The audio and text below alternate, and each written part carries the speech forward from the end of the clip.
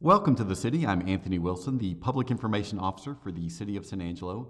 And joining us for the entire show today is one of our council members, the Councilwoman from District 6, Charlotte Farmer.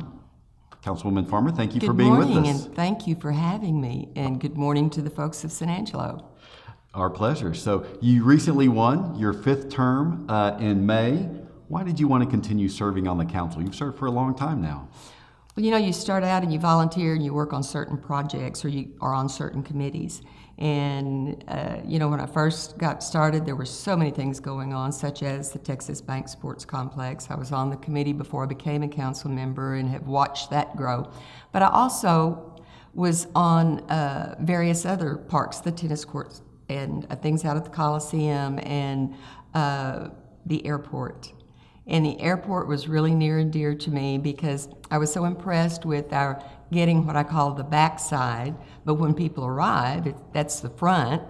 And I was there for the ribbon cutting of that backside, and I challenged our city manager at the time and our new director, now let's do something for the front.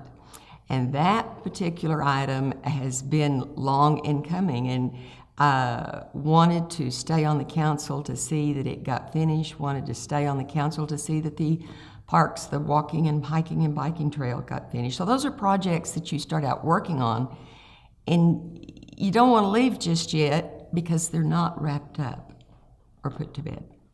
During your time as a council member, I assume that your approach and maybe even some of your priorities have evolved and changed. Talk a little bit about that.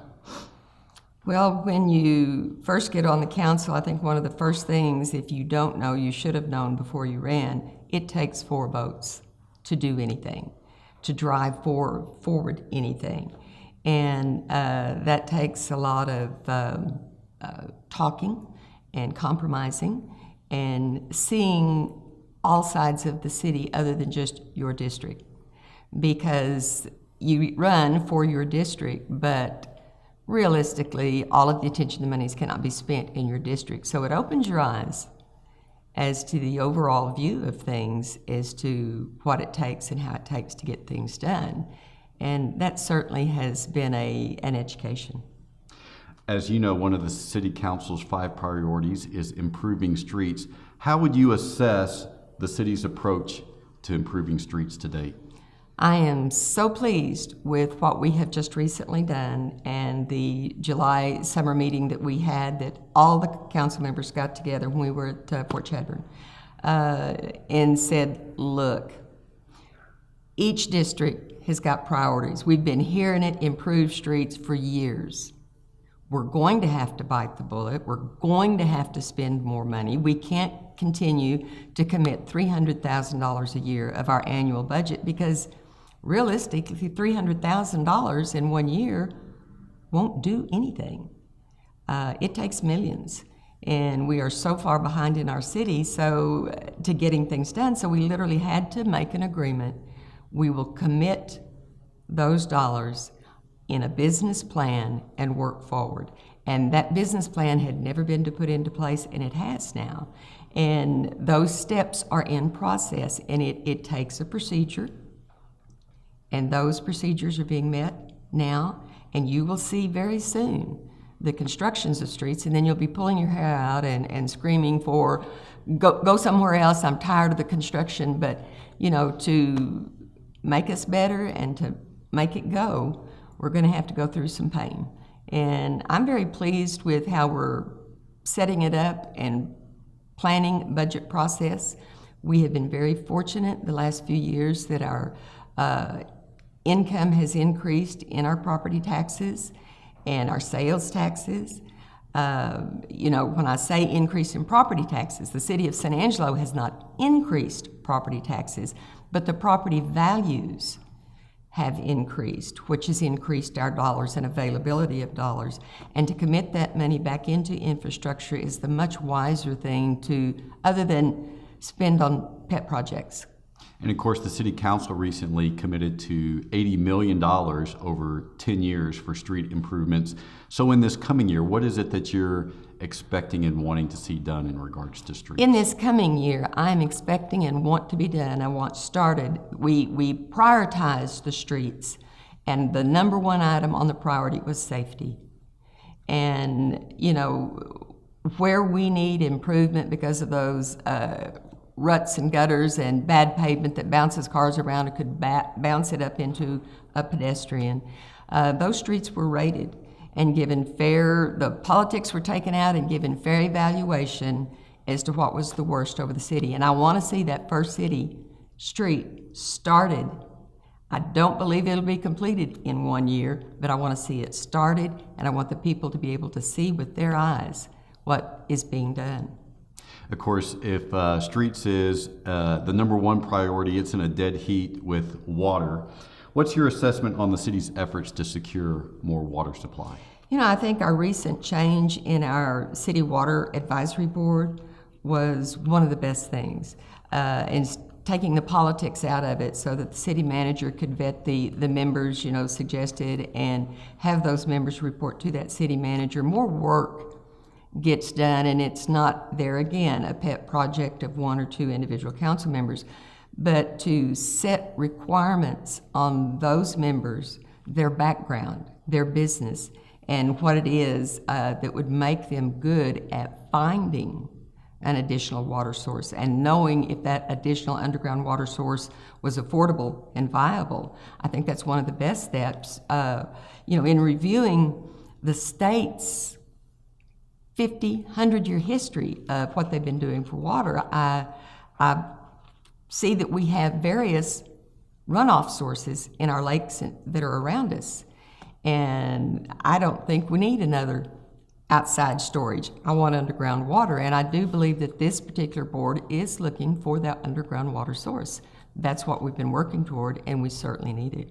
So would you consider that the next best options for securing more water, or are there other things that are on the table that you think represent the best chance for there more are water other things that are on the table, Anthony, and getting into the council, you get in a position to where you see the overall needs and the overall availability. It's that view from 50,000 feet.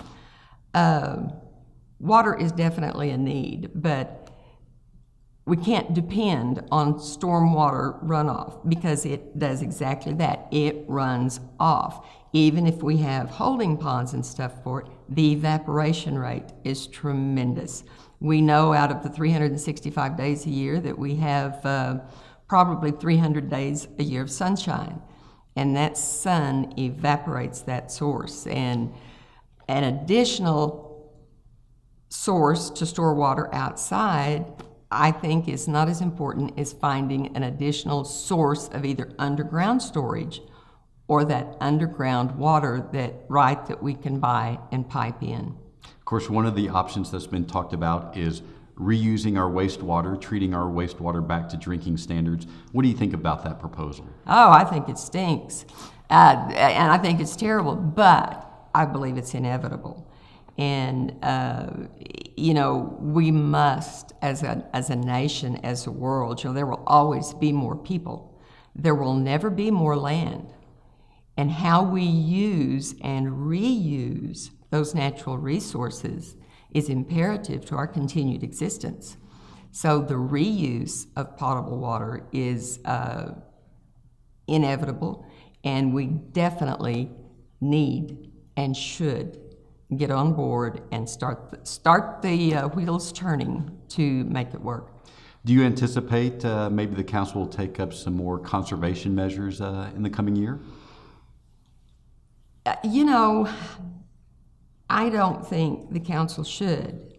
The citizens of San Angelo, Tom Green County, have well proven how they take the source of our water very seriously and how they want to preserve that natural source.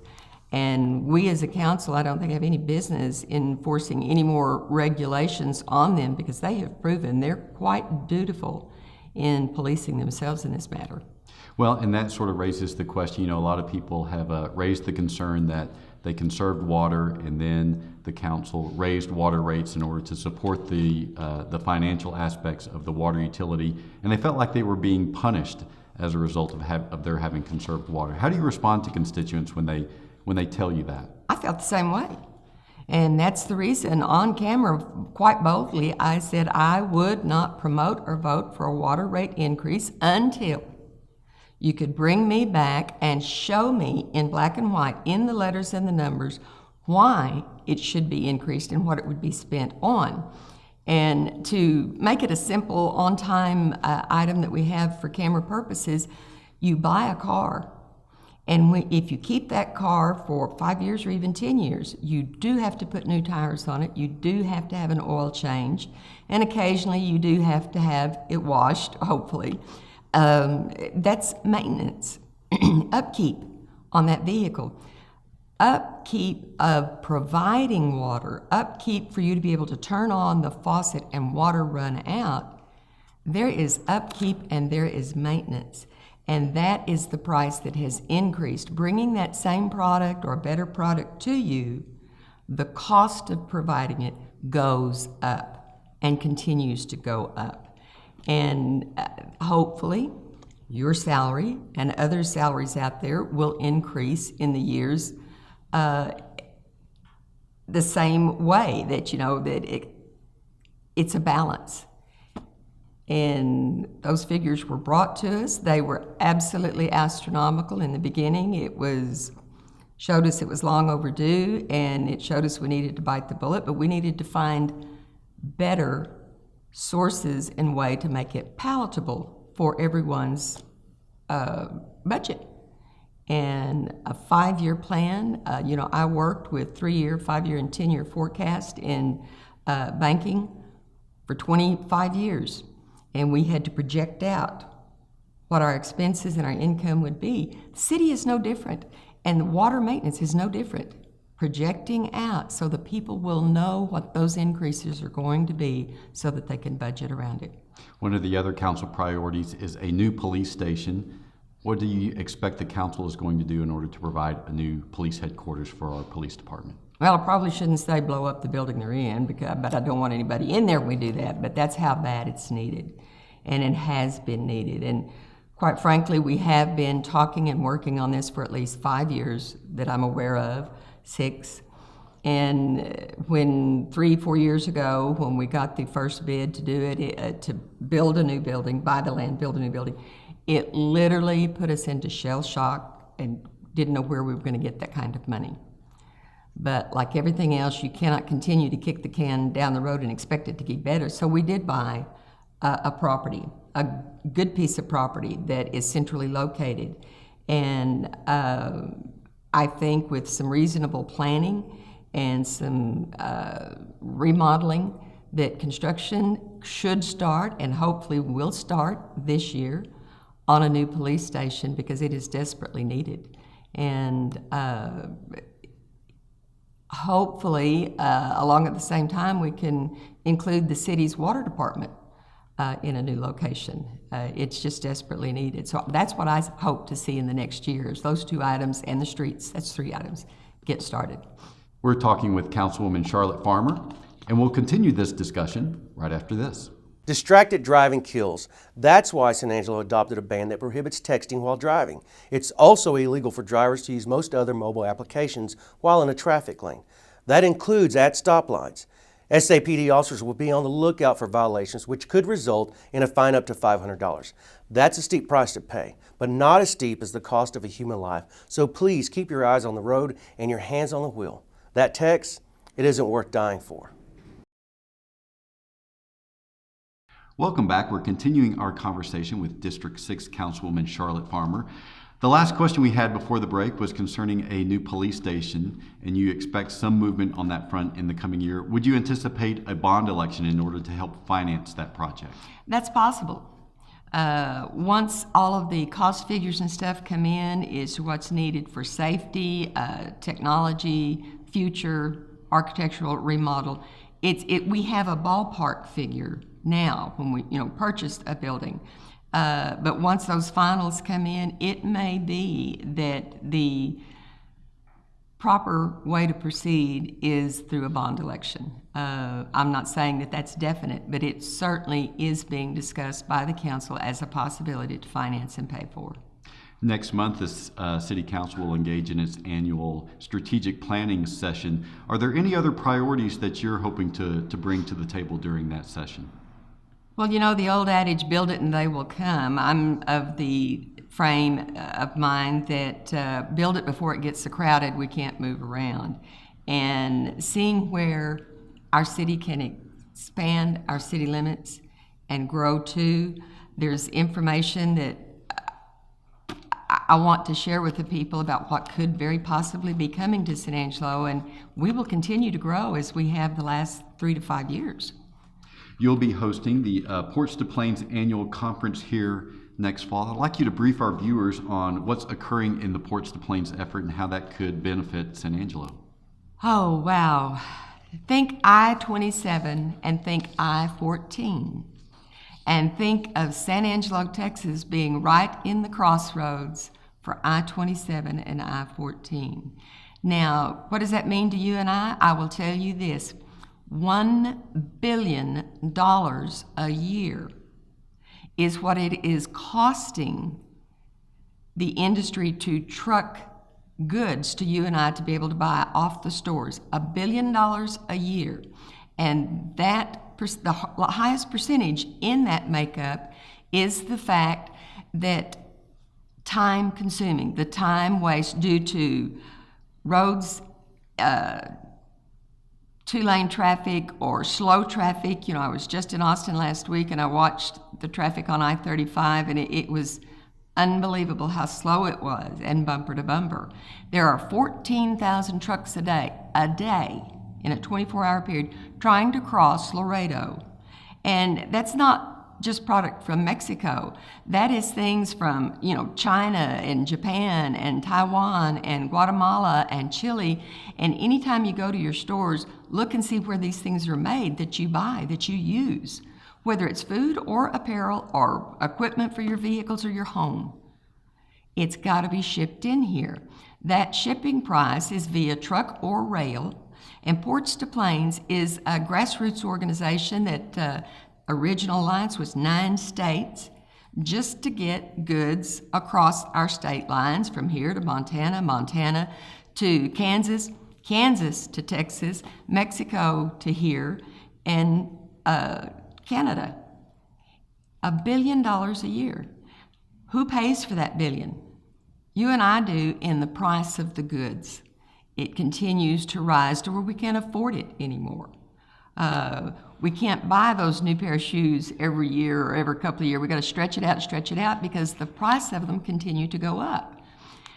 The cost of transportation is imperative. You know, I made some notes at a meeting that I was just at, and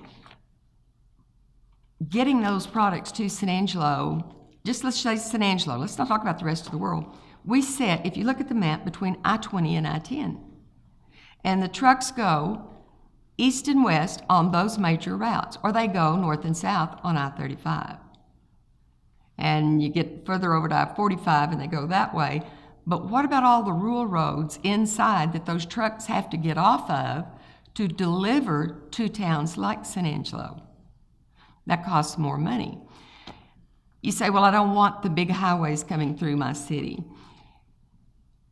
Jobs, to provide jobs. I am a very, very blessed individual that I have my daughter, my son living here, and my grandchildren, and now my great-grandchildren live here. But they're going to need jobs, and to keep them here and to watch them grow.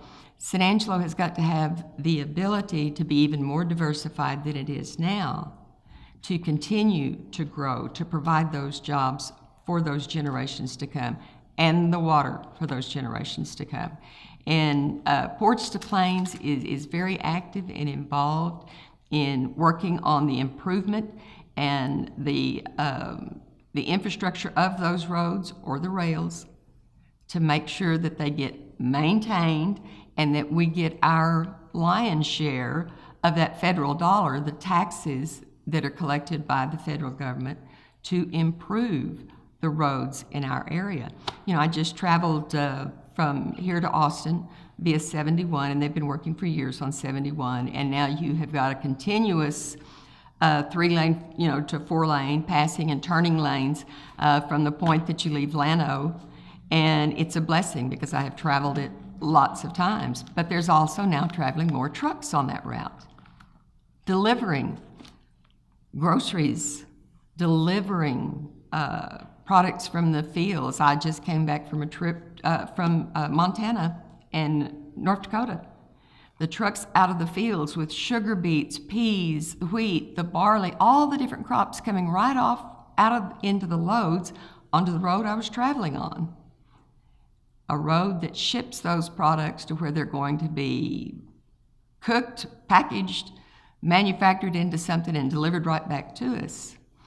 And the rural roads is where the more accidents and deaths are occurring because those roads have been left to deteriorate. So Ports to Plains concentrates on the repair and infrastructure of those rural roads and to connect the connectivity of those rural roads. And an I-27 and I-14 is being talked about right now in our government and at the state level.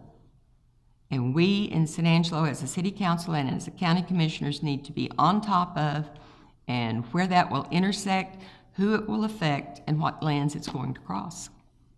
I know, like a lot of the other city council members, you fielded a lot of comments regarding garbage collection and trash services here in our community. Looking back now, do you believe that the city council secured the best possible deal for citizens in that garbage collection and landfill contract? Yes, I do. And the first question I ask people when they say something to me about it, and I'll just flat tell you what my answer is to them, or remark, what would you have liked for me to have done? You would like for me to look out for what was in your best interest, the best possible deal out there for you. We had to make a new contract. The other had expired. We only had 2 sources to choose from. The best rate for the service provided was chosen from Republic. There was not a comparison to the other service, so there was no other choice. The other choice was to let your garbage pile up in your yard, in your driveway, in your backyard, which you cannot burn, or you would be hauling it to the landfill. That was the other choice. How would you assess the quality of the service that Republic is providing? You know, with everything that's man-made, it's going to break. Something will break. Everything that is man-operated has malfunctions.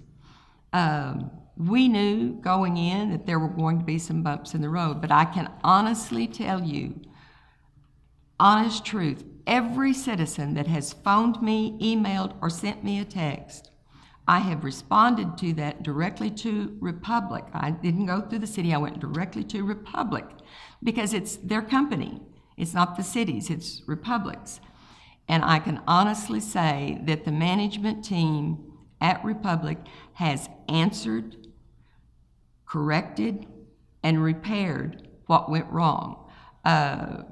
They are even reviewing and looking at the areas to where the streets are being placed on the street, as that might not be in the best interest of safety. They're reviewing. They are very workable in that. And they're working very hard to regain some trust that was lost over misinformation and over some mistakes. You know, they've hired some new people. They didn't let anybody go, as was said that they would happen, that they would lose 30 jobs or 300 jobs. That's not happened. They've hired new people that have moved to San Angelo to take the job, have got to learn our city. And if any of you moved from out of town into San Angelo, how long did it take us to learn how to get around in this town? I moved here in 1977. And it took me a while to figure out how to get from Goodfellow just to my home, how to get from the airport downtown there's not that many bridges in San Angelo, and we've got a lot of washes and water and lake tributaries that run off. It's a difficult job, and they're working on it. I'm very pleased with that. You recently voted for a texting while driving ban that did pass, and there's been a lot of public interest in that. Why did that ordinance make good sense in your mind? The average age of the driver that is out there, when you take the 17-year-old to 25-year-old, all of us know there's a lot to learn in driving a piece of machinery that's heavy, that fast, and that dangerous.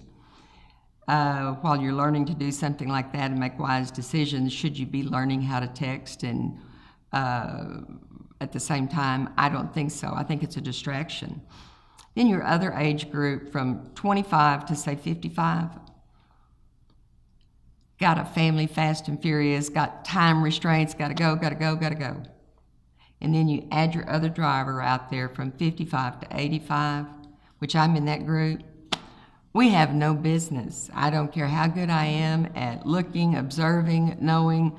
When I'm behind the wheel, my concentration is where I'm at, how fast I'm driving, who's on each side of me, in front of me and behind me.